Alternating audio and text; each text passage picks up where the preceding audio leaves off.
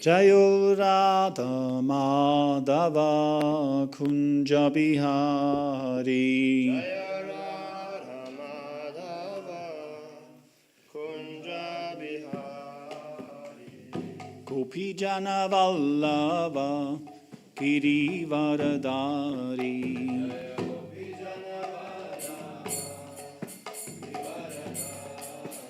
Jai Gopi Jana Vallabha Girivaradari.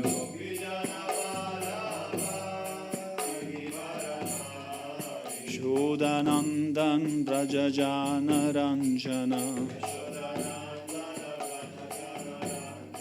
Shodanandan Brajajana Ranjana. Jamuna Tiravanachari. Jamuna Tiravanachari. Jayo Radha Madhava Kunja Bihari.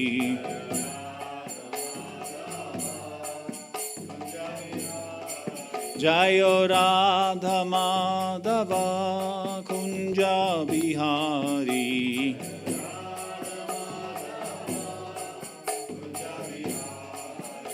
Gopi Jana Vallabha Girivaradari.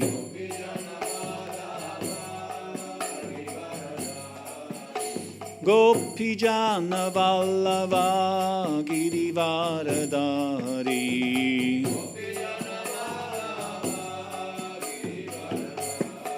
Yashodanandan Braja Jana Ranjana.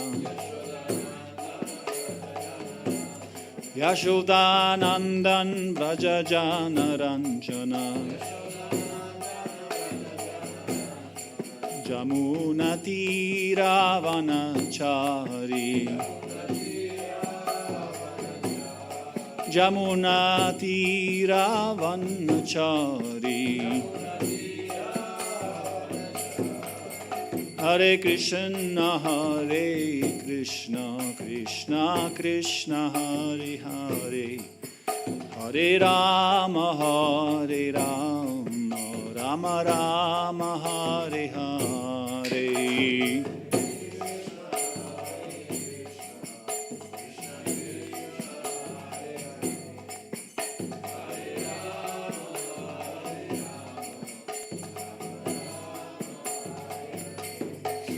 Hare Krishna, Hare Krishna, Krishna Krishna, Hare Hare, Hare Rama, Hare Rama, Rama Rama, Hare Hare.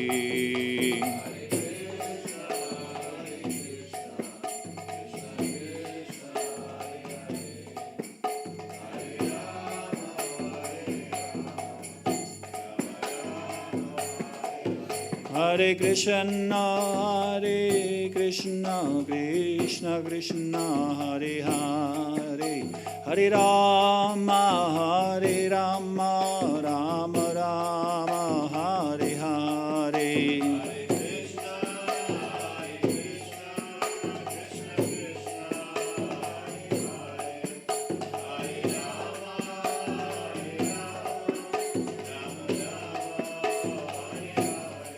Hare Krishna, Hare Krishna, Krishna Krishna, Hare Hare, Hare Rama, Hare Rama, Rama Rama, Hare Hare.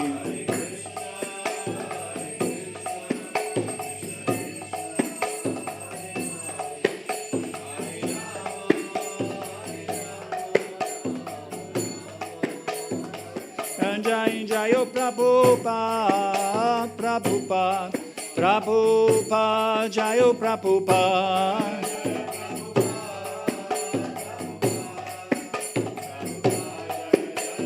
Jayo Jayo Prabhupada, Prabhupada, Prabhupada, Jayo Jayo Prabhupada.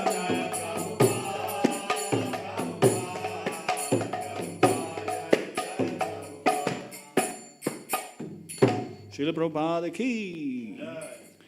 Jai Om Vishnu Papa Paramahamsa Parapradasha Acharya Shri Terasata Shri Srimati His Divine Grace A.C. Bhaktivedanta Swami Srila Prabhupada ki. ISKCON founder Acharya Srila Prabhupada ki. Gaura Premanandi. All glories to the assembled devotees. All glories to the assembled devotees. All glories to the assembled devotees. Do we have a Bhagavad Gita as well? Thank you.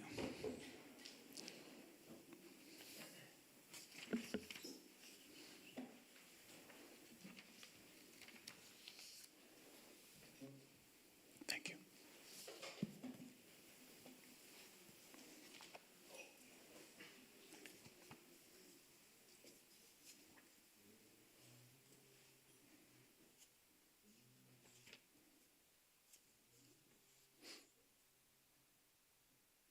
Okay. So please help me remember some of the Bhagavad Gita verses. I might get it wrong sometimes. I haven't lived in the temple for 17 years, so I'm a little bit rusty. But yes, just help me even if I quote something wrong, or just speak out loud and say, it's actually like this. But I'll try my best to remember all the verses and parts of the Gita, Bhagavatam. Om Namo Bhagavate Vasudevaya.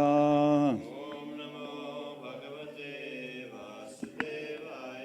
Om Namo Bhagavate Vasudevaya.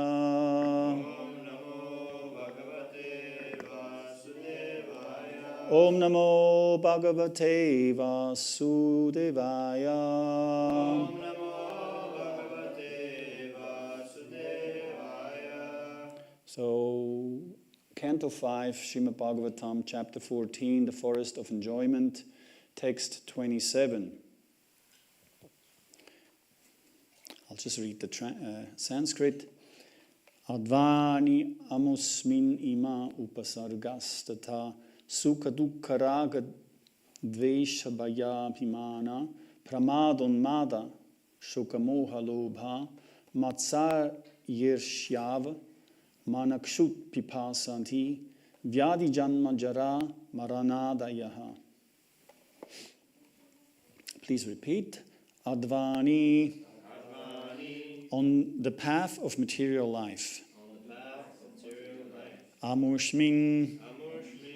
On that, ime, all these, upasargaha, eternal difficulties, tata, so much also, sukha, so-called happiness, dukkha, unhappiness, raga, attachment, dvesha, hate, bhaya, fear, abhimana, false prestige, pramada, illusion, unmada, madness, shoka, lamentation, moha, bewilderment, lobha, greed, matsarya,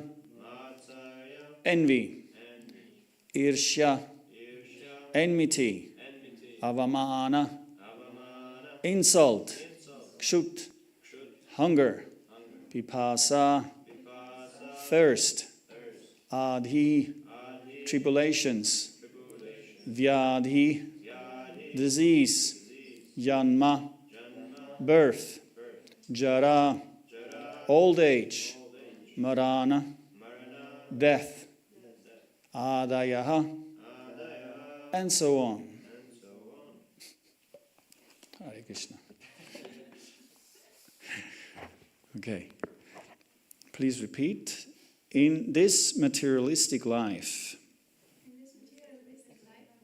there are many difficulties, as I have just mentioned, and all of these are insurmountable In addition, there are difficulties arising from so-called happiness, distress, attachment, hate, fear, false prestige, illusion, madness, lamentation, bewilderment, greed, envy, enmity, insult, hunger, thirst, tribulation, disease, birth, old age, and death. All these combine together to give the materialistic conditioned soul nothing but misery. Purport by Srila Prabhupada. The conditioned soul has to accept all these conditions simply to enjoy sense gratification in this world. Although people declare themselves great scientists, economists, philosophers, politicians, and sociologists, they are actually nothing but rascals. Therefore, they have been described as mudas and naradamas in Bhagavad Gita 7:15. Namam dushkritino muda prapadyante naradama mayaya paritagyan tu asuram bhava ashritaha. Those miscreants who are grossly foolish, lowest among mankind, whose knowledge is stolen by illusion, and who partake of the atheistic nature of demons, do not surrender unto me. Due to their foolishness, all these materialists are described in Bhagavad Gita as naradamas. They have attained the human form in order to get released from material bondage, but instead of doing so, they become further embarrassed amid the miserable material conditions. Therefore, they are naradamas, the lowest of men. One may ask whether scientists, philosophers, economists, and mathematicians are also naradamas, the lowest of men. And the Supreme Personality of Godhead replies that they are, because they have no actual knowledge. They are simply proud of their false prestige and position. Actually, they do not know how to get relief from the material condition and renovate their spiritual life of transcendental bliss and knowledge. Consequently, they waste time and energy in the search for so-called happiness. These are the qualifications of the demons. In Bhagavad Gita, it says that then when one has all these demonic qualities, he becomes a muda. Due to this, he envies the Supreme Personality of Godhead. Therefore, birth after birth, he is born into a demonic family, and he transmigrates from one demonic body to another. Thus he forgets his relationship with Krishna and remains a naradham in an abominable condition, life after life.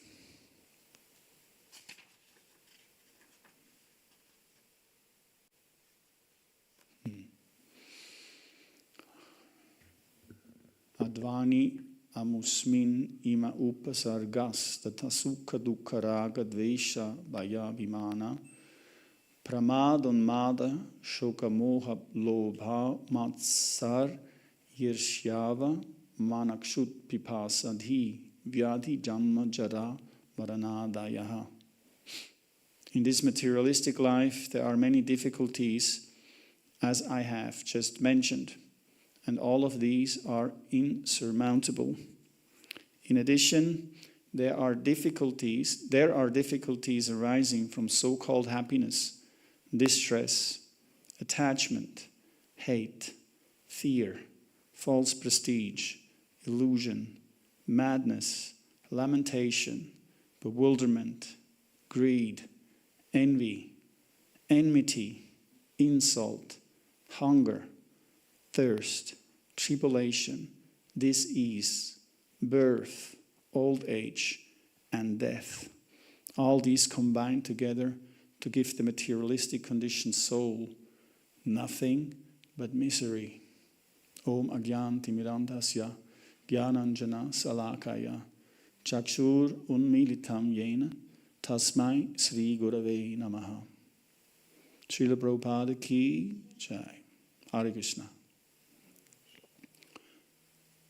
So, Shukadev Goswami is enumerating the different miseries. He has already mentioned them, but now he's making his point. How horrible actually this material existence is. We must remember that he's in an assembly of thousands and thousands of sages coming from all over the universe to listen to him. And of course these sages, most of them are from the higher superior planets, and they come down to earth. For them, life on earth is extremely miserable. Nothing new for them. Still, Shukadev Goswami is pointing out these tribulations. In response to Maharaj Parikshit in the beginning of the 5th canto asked what can be done for the souls who are suffering in hell. Shukadev Goswami described the hellish conditions, the hellish planets. And Maharaj Parikshit was asking, so what can be done for these living entities? So Shukadev Goswami, first of all, is during the 5th canto pointing out what is actually beneficial for them. And one important point in relation to these terrible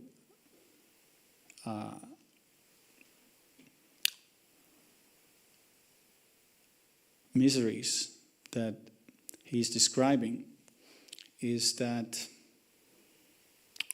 one point, of course, is making, and Prabhupada's making through all his books, is that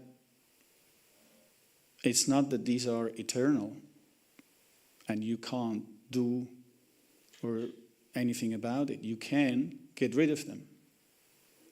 Srila Prabhupada in one class is, I heard it just the other day, he's saying that this Krishna consciousness movement is making demons into the demigods, unfortunates into fortunates.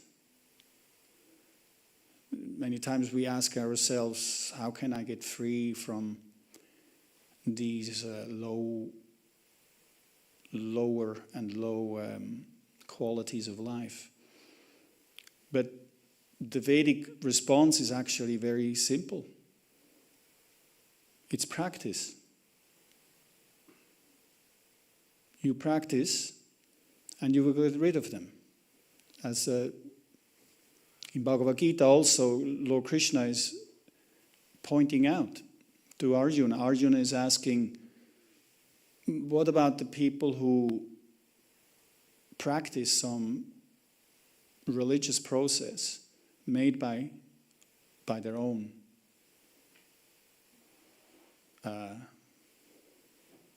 minds? Like they do something. What is the destiny of these people? If you practice something, you follow something whimsically, for example, what's the result these people are going to get. And Lord Krishna points out that according to the modes of nature that these people are in, they're going to get a certain result. For example, what they eat. If you eat things in the mode of ignorance, then your consciousness is going to be in the mode of ignorance. And the religious ritual that you are practicing is going to be in the mode of ignorance. You're going to be attracted to a religion that has practices that are in the mode of ignorance. Again, what you eat, Lord Krishna points out 4 things. What you eat, what you give in charity. The way you give in charity, is it in the mode of ignorance, like unthankfully? Is it done to benefit according to Scripture? That would be in the mode of goodness. Also the type of yagya, sacrifice. What kind of sacrifice? Are you singing, dancing in front of the deity, or are you doing some, let's say, ghost worship in the mode of ignorance, trying to instill fear into others? And also, what kind of ritual, what kind of charity, what kind you eat. And then there's one more. What kind of austerity or abstinence you practice. Like in all the religions you see the type of fasting. Certain religions fast after the sun goes down, like in the Muslim tradition, for a month, Ramadan, right? Christian also, they have over Easter. My mother would always fast, have some fasting. We do Ekadasi. So all the religions have this abstinence. Of course, we have the 4 regulative principles. That's a big austerity. For some, of course, not for all of us, but for most people, these 4 regulative principles are almost insurmountable, right? But they're in the mode of goodness. So we're not saying, as the Hare Krishna devotees, that our process is the only one, best one, we're superior to anyone. No.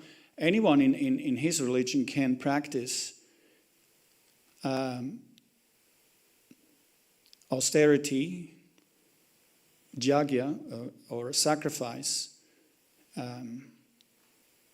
food and charity according or in the mode of goodness. You don't have to be a Hare Krishna devotee to actually practice a religious process which is bona fide and has a beneficial result, right? If we go to the original teachings of Lord Jesus Christ, of course, many people say, especially Srila Prabhupada, that this meat eating is not authorized by Jesus Christ. It's not part of it. But what is the result? They worship their guru nailed onto a cross. So how can you worship your guru like that in this terrible condition? Srila Prabhupada didn't like it. But it's the result of practicing, unfortunately, in the mode of ignorance. Oh, he died for our sins. He's going to take the karma. What should I care? I can do whatever I want. The spiritual master, he's so merciful, right? He takes the reaction. I just get initiation and then I do whatever I want. Baptism, then I do whatever I want. Now, this is the result. Lord Krishna points out we should practice spiritual life in the mode of goodness. And then he enacts, in the 18th chapter, he explains what is happiness in the mode of goodness, what is renunciation in the mode of goodness, and so on and so on. You can read it.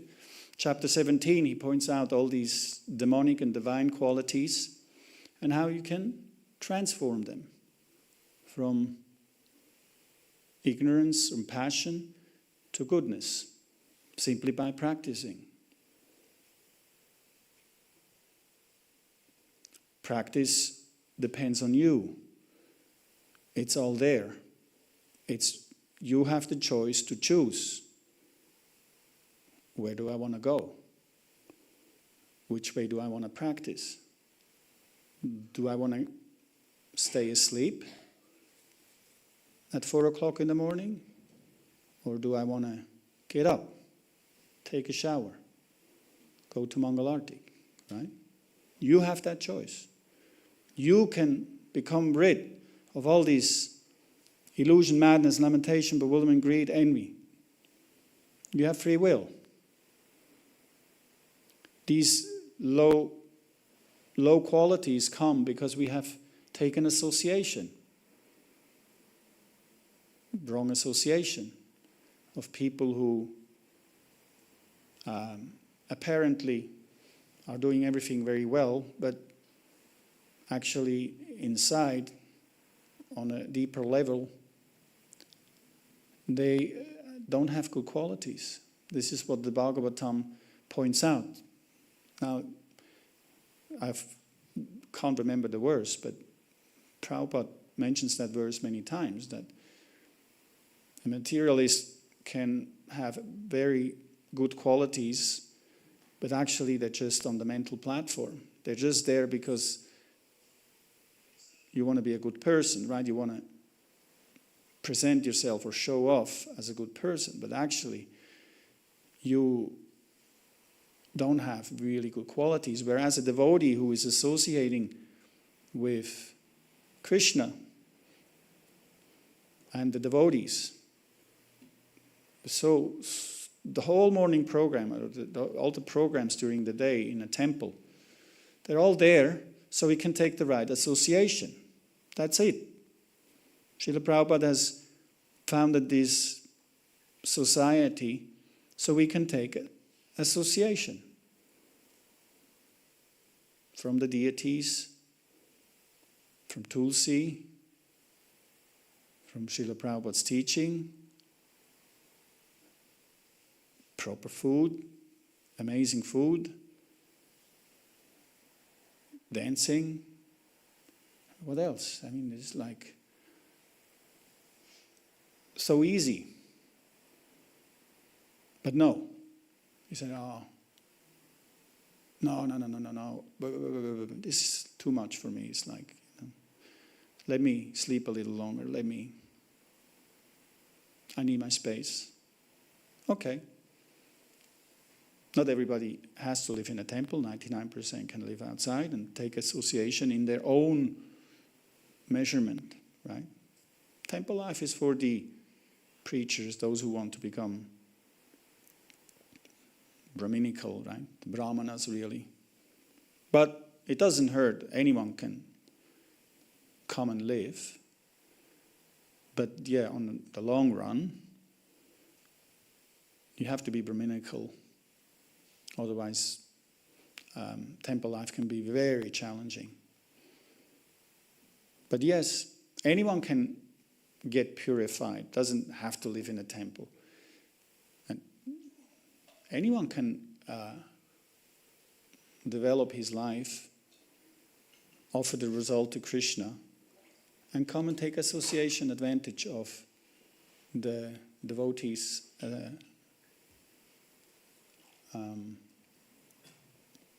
Srila Prabhupada once, in a morning walk, a very interesting morning walk, he's with this is it Patel? Mr. Patel was very attracted to Prabhupada. He was an industrial doctor. And he's on these morning walks. They're very relishable if you listen to these morning walks of Prabhupada. This is a typical, he was thinking he was a Vaishnava, but actually he was an impersonalist. You know. Have you listened to those morning walks? I highly recommend it. Prabhupada really gives it to him. You know. So of course Prabhupada took advantage to preach to our whole society and to humanity by preaching to that individual, and it's all on tape.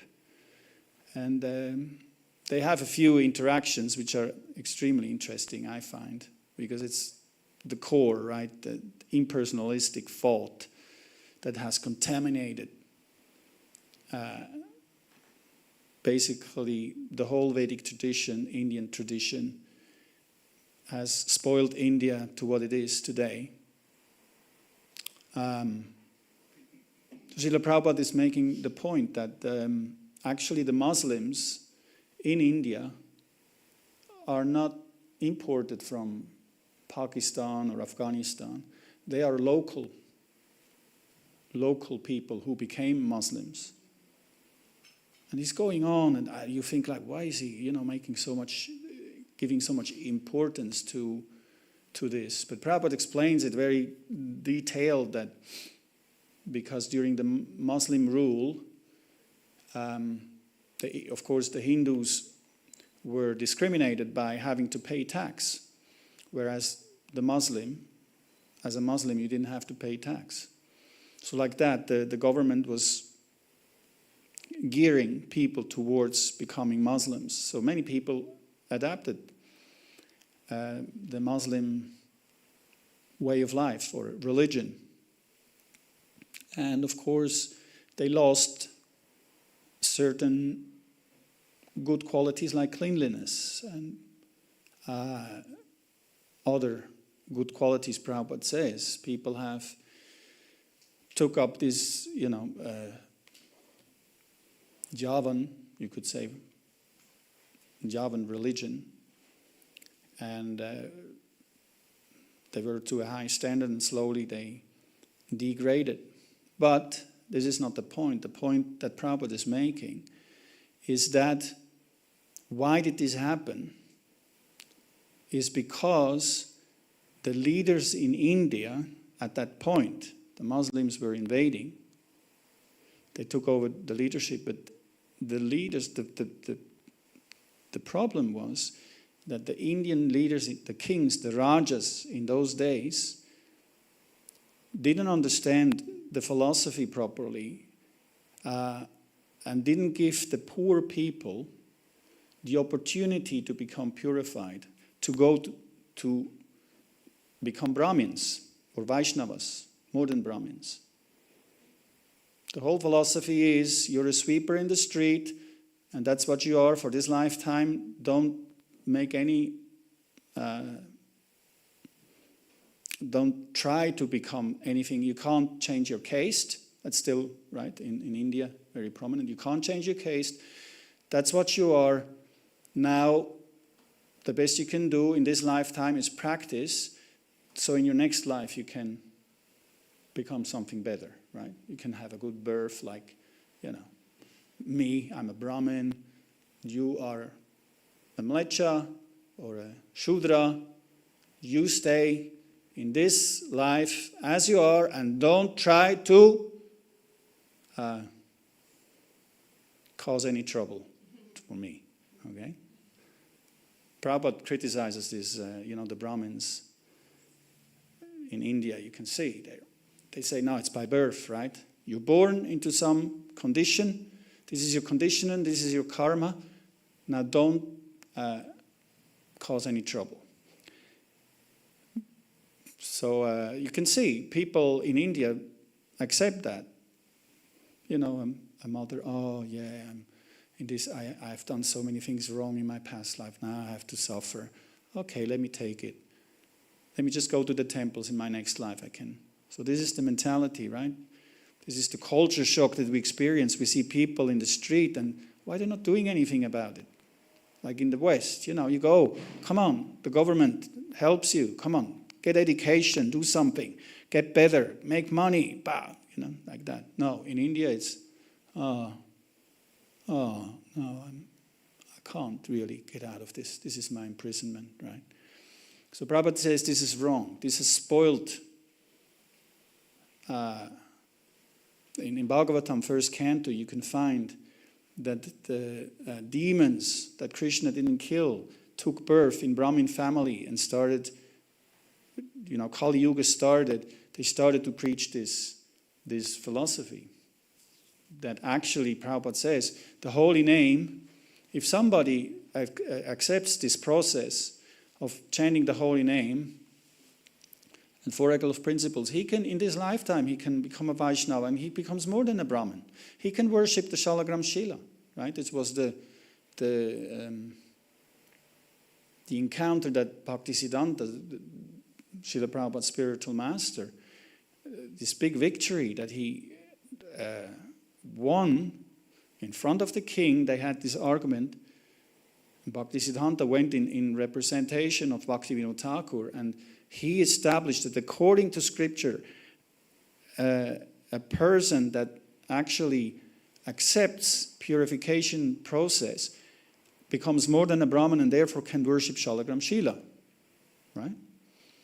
So Bhaktisiddhanta put the foot down in that one, and Srila Prabhupada expanded it all over the world. He said, okay, that's true. And he made the mlechas into Brahmins from America. And all the Indians, I think the best word in English is they freaked out. Our movement had so much opposition in India when Srila Prabhupada started. So much opposition, and still has. Well, how is it possible they're making these mlechas into Brahmins? Give them the Brahmin thread, let them worship the deity, and so on and so on. Of course, some of them say, yeah, but then in the heart, when it comes to do the sacrifice for the marriage of their children, or, the other, they bring a Brahmin from this temple, that temple, da.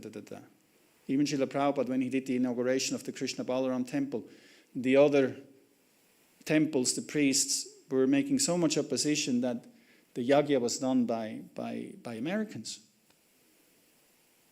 Srila Prabhupada, you can see, he said, now we have to bring these priests from other mats to do this yagya, because otherwise they won't accept us as bona fide. He had to bring the priests from other temples.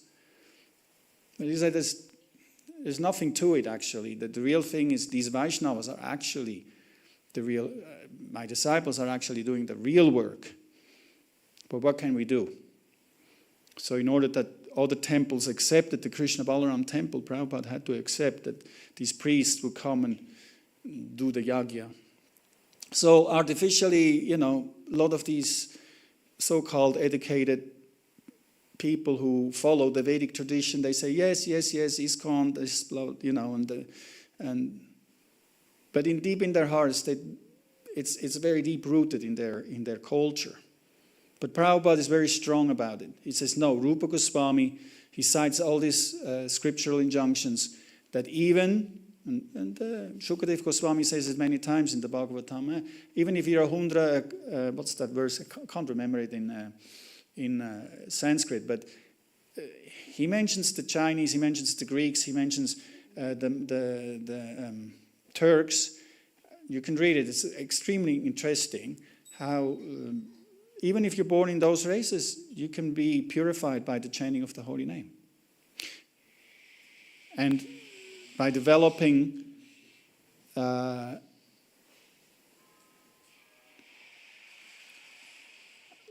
shall we say, these finer qualities of life. Purification means you develop a deeper understanding of the philosophy. So if you think like I'm coming to these programs, I'm doing all this service, I'm being with all these devotees, still I don't feel satisfaction. still restless. Doing all this temple worship and sadhana bhakti. If you feel like that, then my recommendation to you would be that you try to go deeper. Try to understand this philosophy deeper. It takes time, it takes decades. But there's one incident in Germany when Srila Prabhupada was there, just to conclude my class, 69. He went to Hamburg before he went to London, Srila Prabhupada. So he's giving initiations to five devotees. And Srila Prabhupada says something very encouraging. He says, now people are like in their early 20s. So he says, you have 50 years. This is very good. 50 years, you chant, you can make it in these lifetimes. So 50 years, good. I thought like, oh, this is, sometimes when you, of course you some of you won't go through the Grihastha ashrams, most of you will, but it can become a little bit discouraging sometimes. You feel like, what am I doing here? Like, I'm running around making money and taking care of family and this and that, but time is running out. I need to do something. I need stronger sadhana. I haven't developed deeper, beautiful qualities. I need more something. So yes, you have to go deeper into the understanding of what is actually said in these books. What is Prabhupada actually saying? Listen to his classes. Try to understand what actually Prabhupada is saying. Is he just saying that we should put on, dress and tilak and go to the temple on the weekends and work hard during the week, give some of the money to the temple? Yeah, but deep down in our consciousness, have I improved? Like, am I feeling still the same things when I communicate and interact with people? Have I become like that? So you think like, oh, time is running out. I have to move on. I have to, like that. So this process is giving us the opportunity to go deeper. I assure you that you won't find anywhere else on this planet, at least at the moment, a place where you can go deeper. And the information is there. Take advantage of it. Go for it. Hare Krishna. Okay, any questions? Yes, Yamuna. In the verse itself, it's mentioned how all these different emotions we can go through, or things we can go through, cause us so much difficulties. And still, if we are about to doing it, or if we enjoy happiness, we are not aware that it's a cause actually for distress.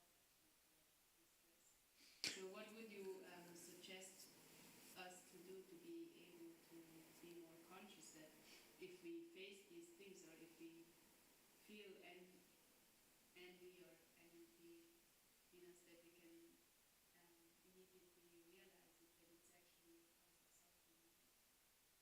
But not in the case of happiness. Is that what you're saying?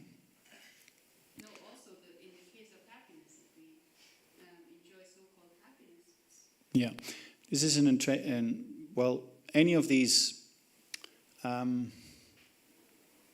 We go through the list, and we know insult, envy, greed, we want to get rid of it, right?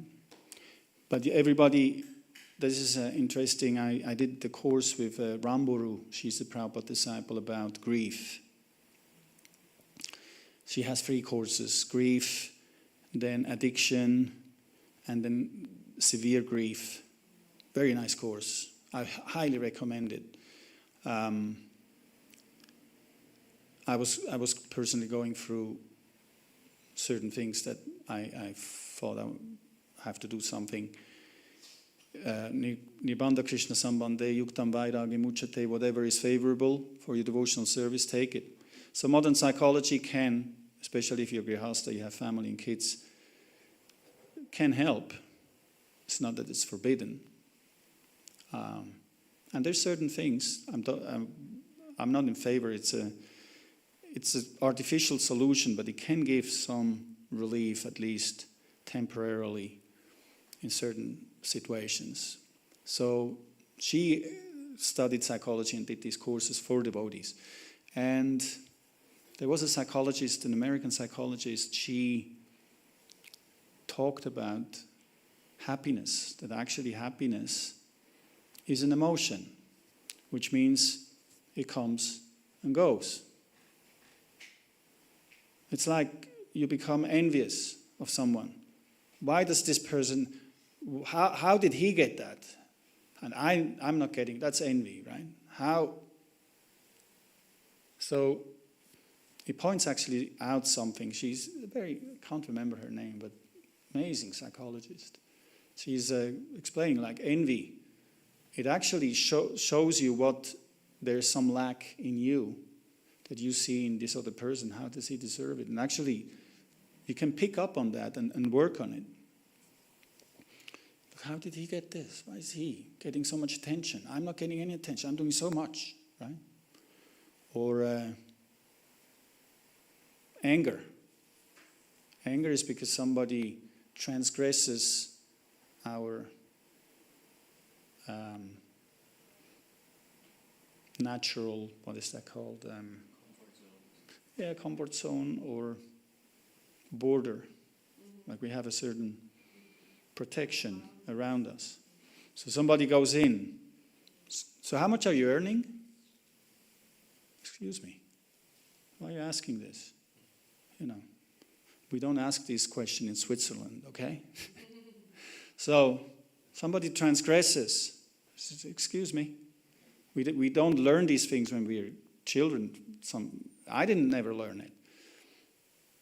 That, hey, wait a minute. Excuse me. If it's your wife asking this question, okay. You know, this is, of course, we want to cooperate. But if somebody out of the blue asks this question, so why did you do this? So how come you went there and, well, it's my decision, but who are you to, you know? And so you don't have to express anger necessarily to become like angry. You can express it in a way like, I'm a little bit surprised you're asking me this question, Prabhu. I'm a little bit surprised why? Like that. There's techniques. This is just an example. So with happiness, she's saying, people strive for happiness. Everybody's running for happiness. But actually happiness is something that comes and goes. Shukadev Goswami said, no, Narada Muni says in Bhagavatam, it comes by itself and goes by itself. Why endeavor so much? You say, hey, wait. I work, I get money, I enjoy. Yeah. But actually, the happiness doesn't depend on the money. You will get that same happiness without the money.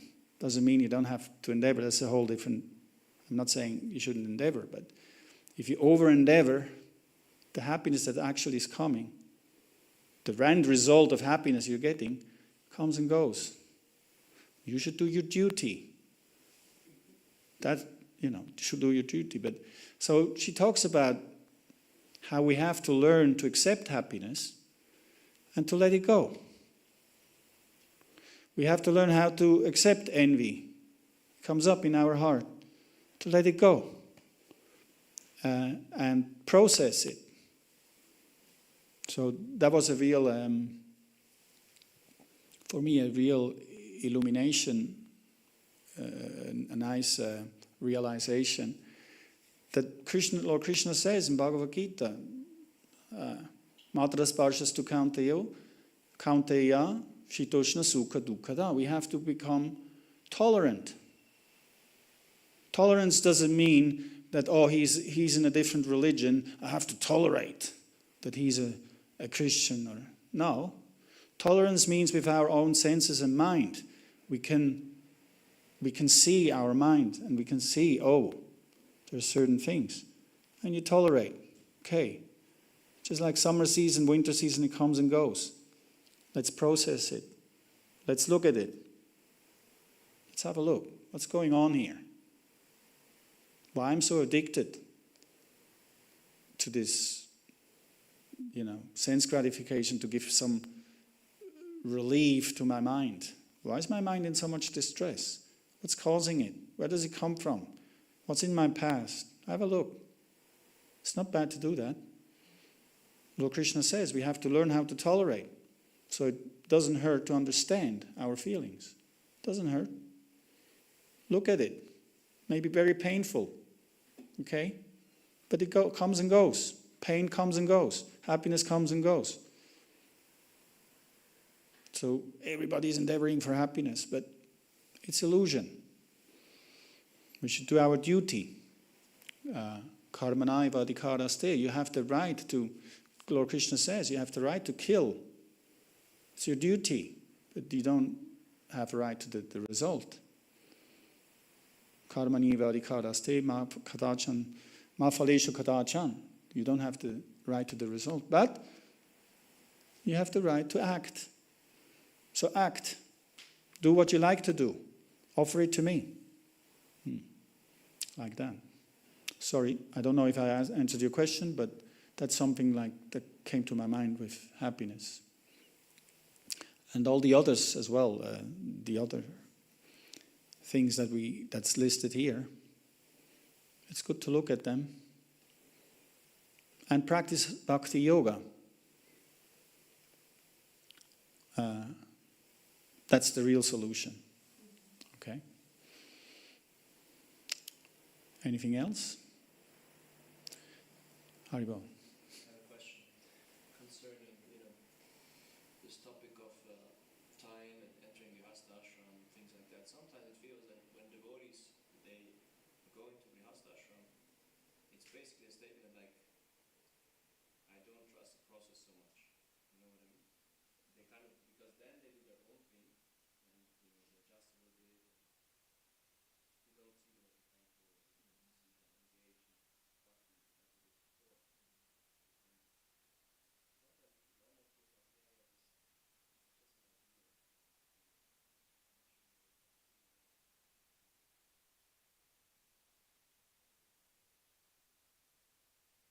just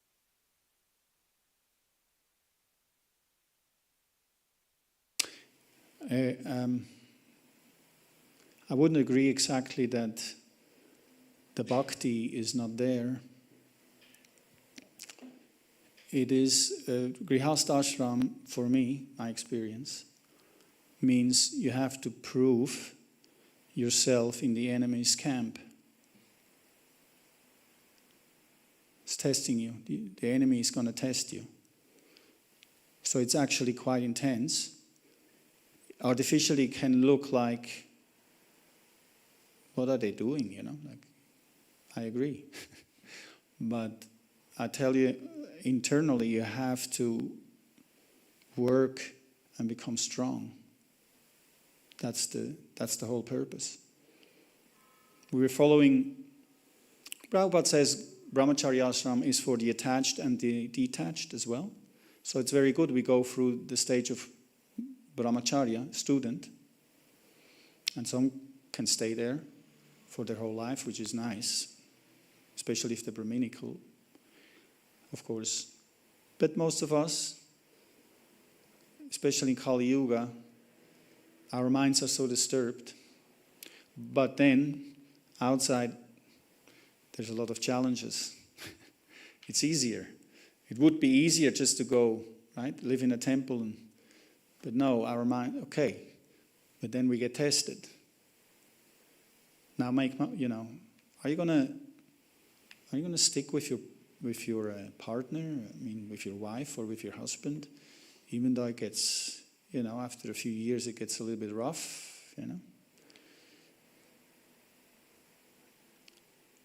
Children grow up and we want this for our children. Oh, okay, I never thought of that. And things come up, In my childhood, we would do it like this. No, in my childhood, we would do it like that. This is not good for them. This is good for them, So now you have to negotiate and tolerate, accept, and love.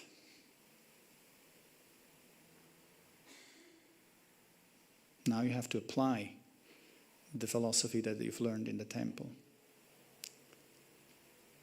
Now you have to see the good things. So, externally it might look like, and yes, a lot of us get sidetracked, unfortunately, but the ISKCON is working on it to help, the people, the community to become stronger.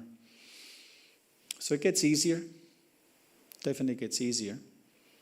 But nevertheless, my personal recommendation would be try to have good friends. Doesn't mean they have to be from the temple, but try to have good friends. That's my realization that this is what helps most. Like, even I'm here, I get these text messages, how are you doing, what are you doing, how's it going? Thank you for asking. Like, I'm there, Oh, yeah, this is happening. Yeah, thank you. Have good friends. Now, unfortunately, we've never learned how to have good friends. That was my problem too. Never learned how to have good friends. Or I lost. Yeah. One is enough. Doesn't have to be 10. One is enough. One good friend. A devotee who understands you, listens to you,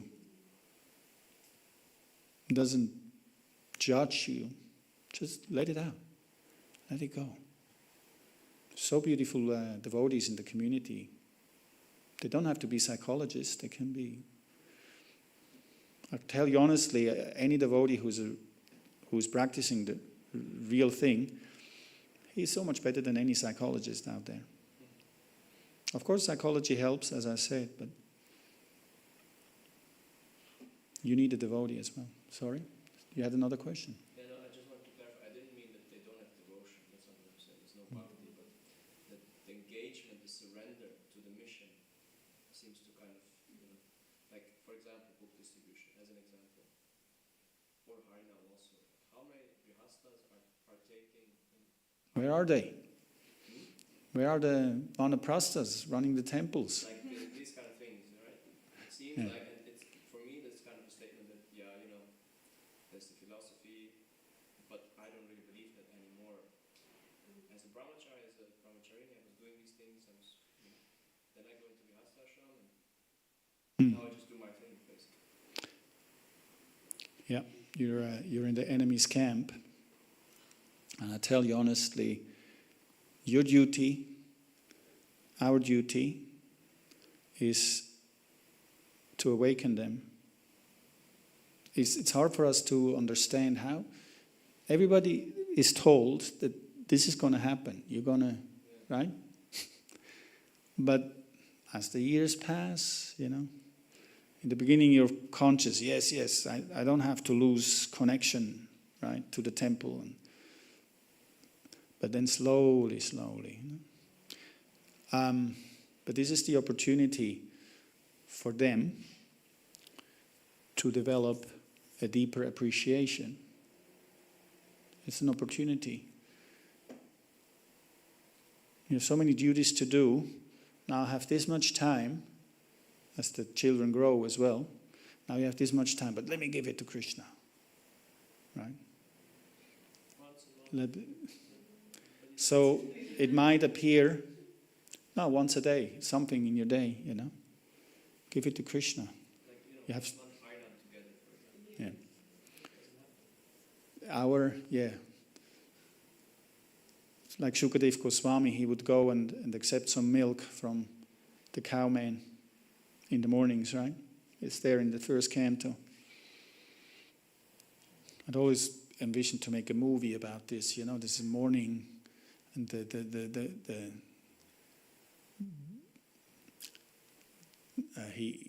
he has cows. A man, he has cows. He goes and milks the cows. And then out of the forest comes Shukadev Goswami, this 16-year-old boy, naked. Oh, Maharaj. And he gives him some milk, and Shukadev Goswami starts telling him about how we forget about the real purpose of life, right? While he's drinking the milk. But he didn't accept the milk because he's thirsty. Now, he's actually accept the milk, so this man gets some benefit, and he can preach to him. So it's been a problem 5,000 years ago. Don't be surprised. Even in India, they have cows, they have, so much things. It's all Indian, it's all Vedic culture. Still they forget. Shukadev Goswami comes and wakens them up. So you have to figure out the art of how to waken them up. It's your duty. As temple residents, yes. Hare Krishna. I have some thoughts. May I give a comment as well? So I was thinking also that usually many grihastas, they spend so much energy and actually everything they have into the outside world. Like they're in a field where they're actually working against enemies, and that's why Prabhupada was emphasizing so much that we have to have this association with devotees and with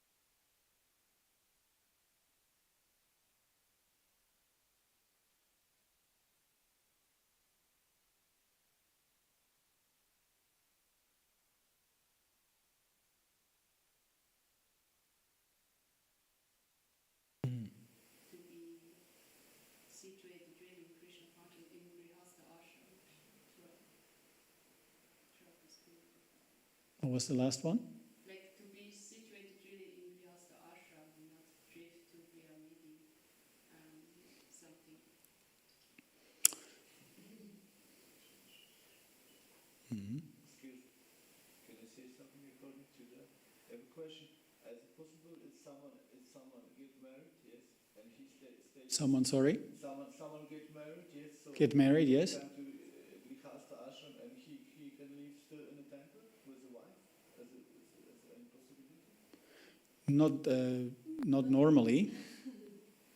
Not normally. Depends. In my case, I was very fortunate. I got married, and my wife was living in the Brahmacharini ashram. I was living in the Brahmacharya ashram for 2 or 3 years because we had to manage the temple. There was nobody else. So I was very fortunate. But then the voices became more prominent. What are you doing there? You're a Grihastha. So we rented a small room. So yeah, step by step.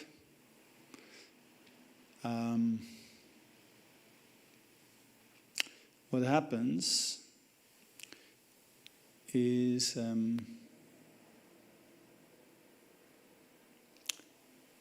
as you live outside as well, is you start seeing things differently, which is not a bad thing necessarily. you start seeing the philosophy and apply the philosophy in a different way. You think, this is not so much necessary, actually. Like COVID came, I couldn't go to the temple anymore. I couldn't go to Mangalartik. So I had to shift and say, what do I actually like to do?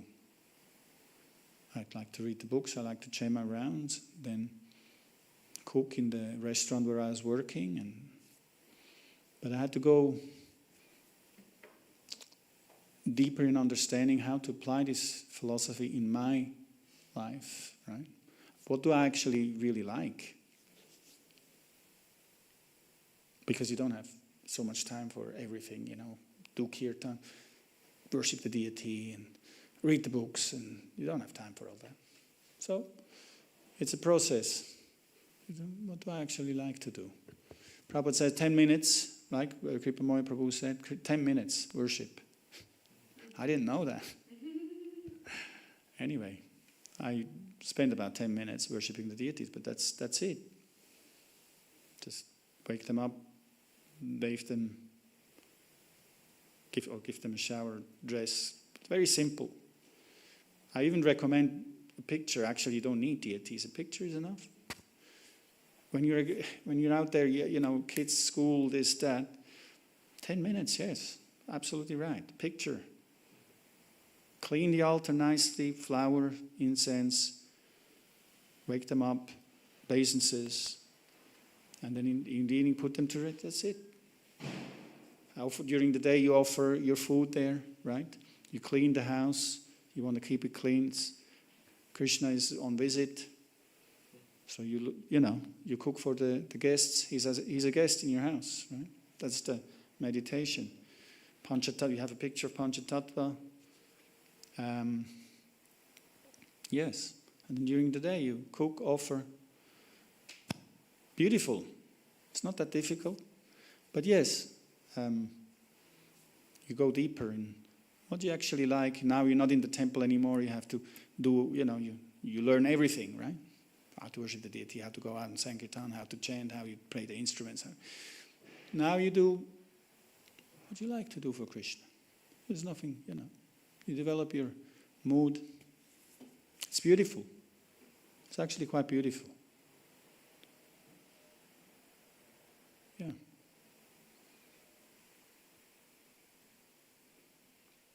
Okay, thank you very much. Srila Prabhupada ki jai.